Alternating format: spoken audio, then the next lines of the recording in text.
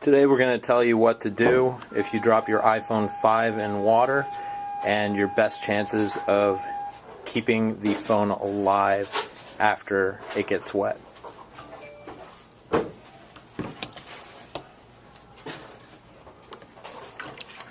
If it gets submerged in water, gently shake it out a little bit.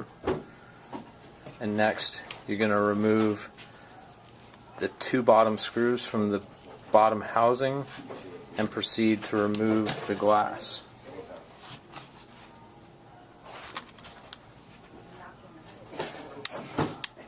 This glass on this particular iPhone 5 is a little shattered, so we're using a razor blade to gently pry up the sides.